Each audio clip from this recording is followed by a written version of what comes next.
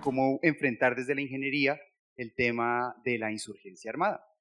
Esto es más o menos como el resultado de todas nuestras publicaciones y de la investigación que hicimos. En el fondo lo que nosotros queríamos hacer era tratar de impactar de alguna manera en las conversaciones sobre lo que es la guerra y cómo se va constituyendo de alguna manera esta violencia en la cual nosotros estamos sumergidos. Y lo que hicimos fue estudiar una serie de patrones estadísticos de un montón de guerras. De hecho, estudiamos la guerra colombiana, la de Senegal, Perú, Irak, Afganistán. Estudiamos las guerras civil española, la guerra civil rusa, la guerra civil norteamericana, y encontramos que en particular para las insurgencias armadas existe un patrón estadístico que es similar entre todas y que de alguna manera presenta algo que de alguna manera está hablando de lo que está ocurriendo en el mundo.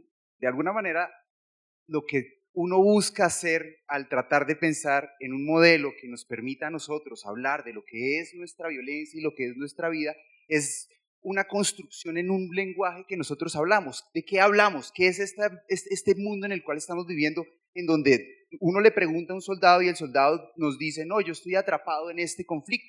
Y uno le pregunta al guerrillero y el guerrillero dice, yo también estoy atrapado. Y si probablemente nos preguntamos nosotros, de alguna manera todos nos sentimos atrapados, sujetos, amarrados acá. Entonces, de alguna manera, el modelo que estamos entendiendo de la guerra que estamos viviendo no es suficiente para explicar por qué todas estas personas se sienten atrapadas, por qué la violencia sigue siendo de alguna manera continua y permanente, por qué de alguna manera, a pesar de que uno haga ciertas cosas como es, por ejemplo, una negociación pacífica, un acuerdo económico, una apertura económica, una constitución, a pesar de que uno traiga cascos azules, a pesar de que uno traiga grupos de ultraderecha, de ultraizquierda, de que meta armas, de que no meta armas, de alguna manera el conflicto continúa y permanece.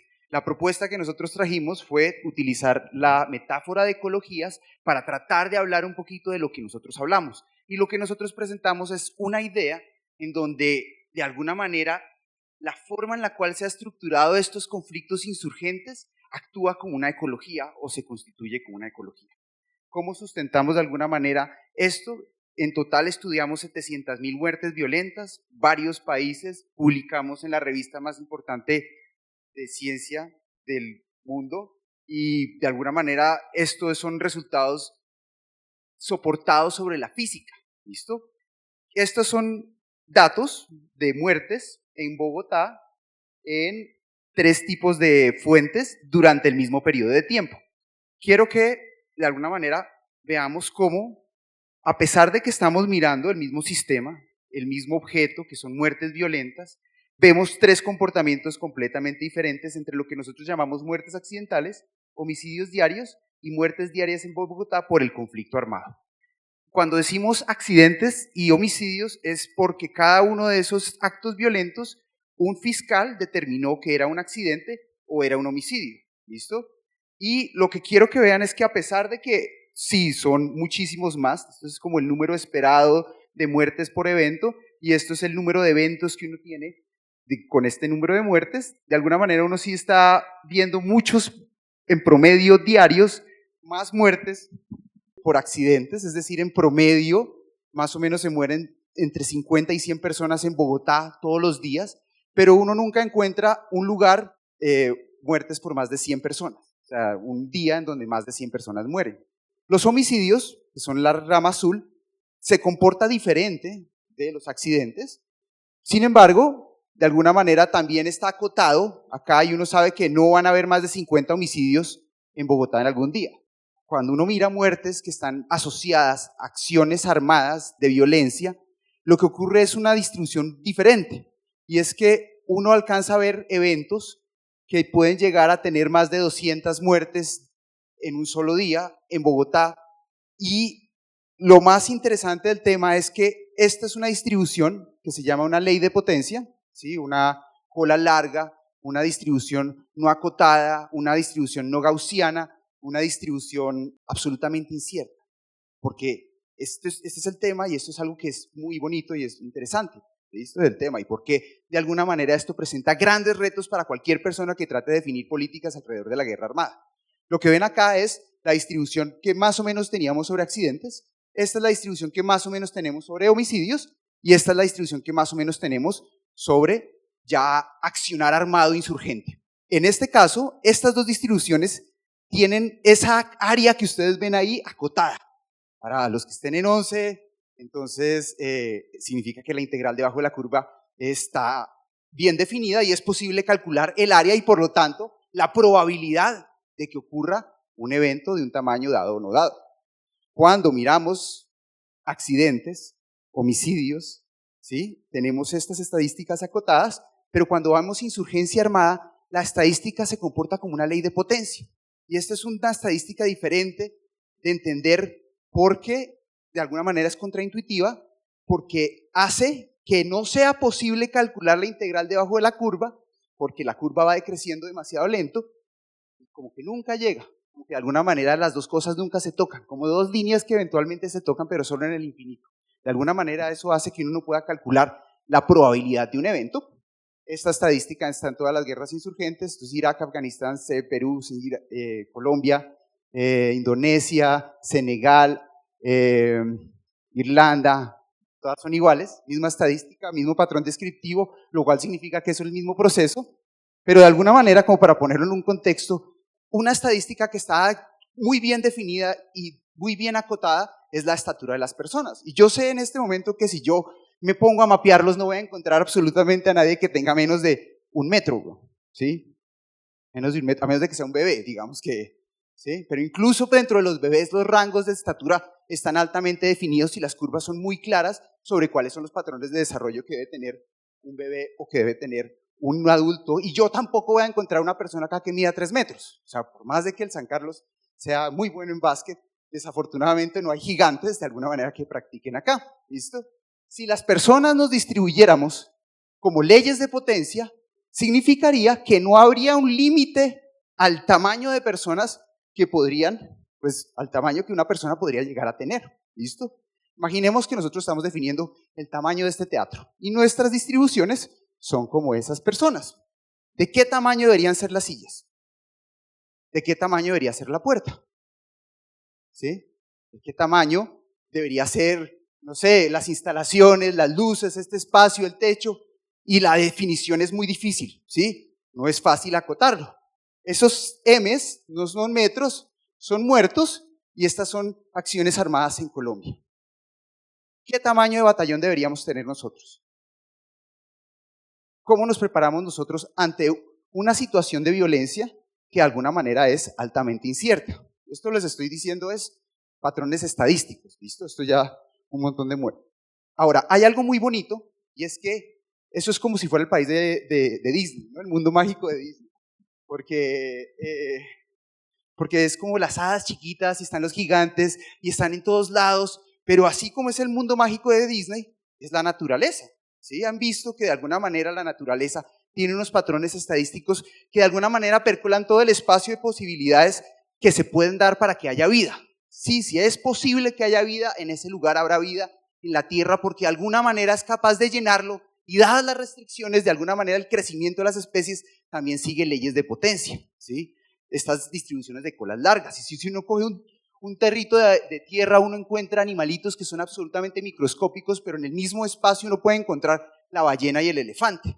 Hay muchísimas cosas que hacen que la metáfora de ecologías aplique muy bien para nuestra guerra armada.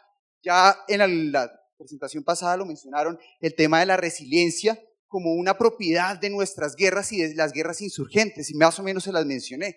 A pesar de que hemos pasado por aperturas económicas, cambios constitucionales, a pesar de que hemos pasado por acuerdos de paz, de alguna manera que hemos metido grupos, han salido grupos, y esto no solo ha pasado en la guerra colombiana, sino en la guerra como Sierra Leona, en donde los cascos azules llegaron y luego se convirtieron en unos escuadrones paramilitares.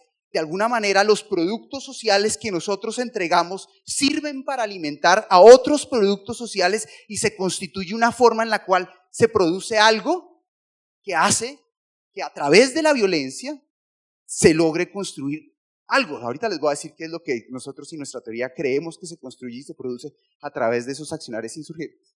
Y de alguna manera los productos y los recursos son usados a medida que son disponibles. Vemos personas que han sido paramilitares, guerrilleros, soldados, luego fueron guardias de seguridad, luego fueron guardaespaldas. Y la pregunta ¿dónde está todo eso? Es decir, de alguna manera personas, de alguna manera, por ejemplo, los celulares, que es el ejemplo que tengo acá, que se los roban a ustedes en Transmilenio, terminan constituyéndose en un arsenal de guerra, ¿sí? Los niños que de alguna manera roban o no son educados terminan constituyéndose también en formas y en recursos hacia el accionar armado, hacia la violencia. Y de alguna manera estas guerras insurgentes son muy recursivas en lograr encontrar los recursos para armarse. La información, además, para estas guerras es abierta, es de código abierto y se encuentra disponible en internet y cualquier persona de alguna manera se puede armar hacia este tipo de guerras insurgentes. Estas guerras insurgentes tienen una historia común y vienen de lo que Mao constituyó como la guerra popular prolongada y es lo que llamamos la cuarta generación de guerra y de alguna manera es la forma en la cual hemos encontrado una estrategia para hacerle frente a un estado nuclear. Vemos personas, las personas entran, salen de acá, de alguna manera todos de alguna manera estamos vinculados y se siente de alguna manera en que estamos atrapados de alguna manera por eso. Ahora, ¿qué es lo que nosotros consideramos que produce esta guerra? Nosotros creemos que el tema es un tema de cuidado, ¿listo? Ahora, hay cosas que son similares en términos de la metáfora de la ecología para hablar de nuestra guerra y en términos de que no son útiles. Si bien las ecologías producen vida a través de la violencia, las guerras producen una política a través de la violencia. Y si bien la violencia es parte de la naturaleza, la guerra es en el fondo una actividad política humana y de alguna manera hay otra cosa que queda como si fuera, y es que para lograr hacer una revolución y cambiar el mundo es necesario ser violento, lo cual no es cierto. Por ejemplo, Lituania, Estonia y Eslovenia se revolucionó a través de 2 semanas de canto y hay varias revoluciones que han sido no violentas y hay una cosa importante, es que las ecologías se constituyen de vida, pero las guerras se constituyen de ideas. Sin embargo, hay muchas cosas que son muy similares en términos de ecología. Hay una diversidad de agentes y agencias que a través del tiempo se adaptan, se comienzan a constituir y producen una cosa que se llama el ensamblaje ecológico de actores, en donde los productos de uno alimentan a los demás y se constituyen unos ciclos de refuerzo que hacen que de alguna manera la guerra se vuelva resiliente, que a pesar de que haya un impacto o alguna cosa, de alguna manera ese nicho vuelve y es alimentado es decir, de alguna manera vuelve a ser colonizado por la insurgencia de alguna manera, o los paramilitares, o las bandas criminales, o cualquiera de los grupos armados que utiliza la violencia para producir cuidado. Hay desplazamiento de comportamientos, es decir, hay unos grupos que se especializan, por ejemplo, en la extorsión y el secuestro, mientras que hay otros grupos que se especializan, por ejemplo, en el lavado de activos y en el narcotráfico. Hay diferenciación y especialización, lo que más o menos les había. Hay unas estructuras fractales y libres de escalas en los dos comportamientos. Los fractales, por cierto, son estructuras geométricas que tienen distribuciones de ley de potencia y vemos resiliencia y homeostasis, es decir, una capacidad de recuperación. En este momento el sendero luminoso está volviendo a resurgir, en este momento de alguna manera hay un periodo como de estabilidad y de alguna manera de no cambio. Lo que les había mencionado en algún momento, el producto principal de esta guerra es cuidado y me gustaría pues comentarles como para finalizar un poco de ese tema. Pareciera un poquito extraño, pero la palabra cuidado en el fondo tiene 2 raíces que son importantes distinguirlas. Una es conocimiento, entonces el principio délfico de conócete a ti mismo como algo fundamental para poder ser y participar en la ciudadanía, al mismo tiempo que tiene otra raíz que es curar, que es como completar los cuerpos. De alguna manera el cuidado se constituye en la forma en la cual uno tiene cuerpos y mentes completas. ¿Listo? De hecho, la palabra seguridad significa no requerir cuidado. Entonces, cuando hablamos de temas como la seguridad democrática, estaríamos hablando de una democracia que no requiere ser cuidada. Y pueden imaginar algo que sea así, de bonito, porque hay que defender la democracia. Es raro ese concepto, ¿no? Cuidado. Ahora, todos producen cuidado en esta guerra y es algo que hay que reconocer. La razón por la cual la gente no deja las armas no es porque no quiera pelear, sino porque es que sus cuerpos y sus almas, sus cuerpos y sus mentes están siendo vulnerados y están en peligro y requieren de mecanismos y formas para cuidarse. Lo bonito del tema es este.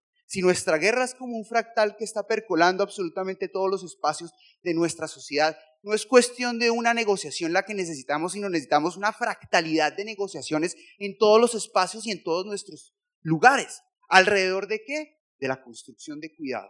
Y esto es lo bonito que a mí por lo menos me parece fenomenal de mi investigación, y es que empodera en el sentido en que todos los días, todas las personas tienen la capacidad de encontrar a una persona a quien entregarle cuidado, ya sea a través de conocimiento o de cuerpos completos. No es una cuestión de definir políticas, sino de una disposición hacia cuidar y generar cuidado de una manera en este país que no sea violenta. Muchas gracias.